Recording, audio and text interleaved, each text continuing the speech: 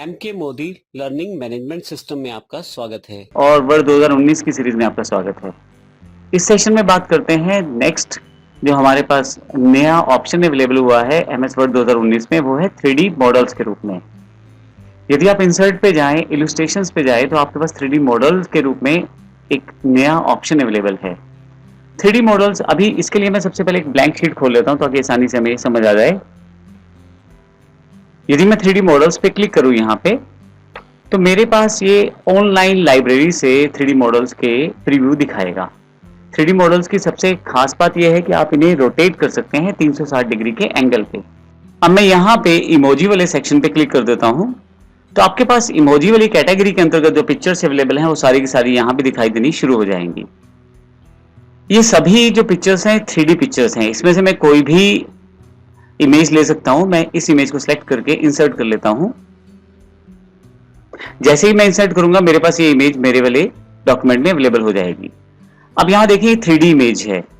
अब इसको मैं अगर क्लिक करूं तो यहाँ एक रोटेशन के लिए बटन अवेलेबल है। अगर आप इसको लेफ्ट क्लिक दबा के लेफ्ट या राइट की तरफ मूव करें तो 3D इमेज की तरह ये मूव करेगा। ये वर्ड का बिल्कुल नया फीचर है और बड़ा ही इंपॉर्टेंट फीचर है जिससे आप डिफरेंट तरह की इमेजेस को प्रयोग कर सकते हैं। ये देखें, आप किसी भी एंगल पे आप इसे रोटेट कर सकते हैं। तो इस तरह से 3D मॉडल्स का आप प्रयोग कर सकते हैं।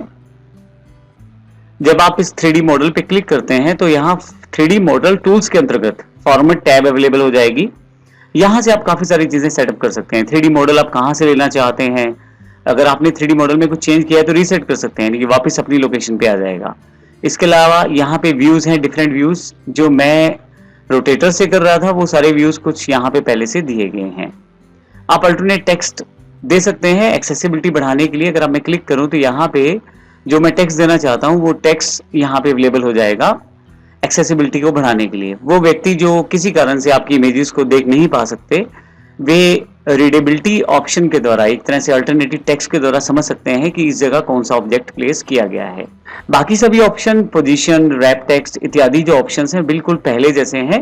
हालांकि यहाँ पे हमारे पास पैन और जूम का जो ऑप्शन है वो भी अवेलेबल है। पैन जूम के साथ आप चीजों को थोड़ा सा और जूम और बैकअप में ले सकते हैं। देखिए मैं यहाँ पे माउस की तरह से जूम और अनजूम कर रहा हूँ। तो इस तरह से आप इन चीजों का प्रयोग कर सकते हैं।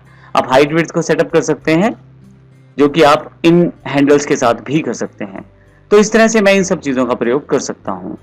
तो इस सेशन में हमने जो जानकारी ली है वो 3D मॉडल्स के लिए है, जो बिल्कुल एक अलग सा फीचर है जिसको आप प्रयोग कर सकते हैं अपने डॉक्यूमेंट्स के अंदर।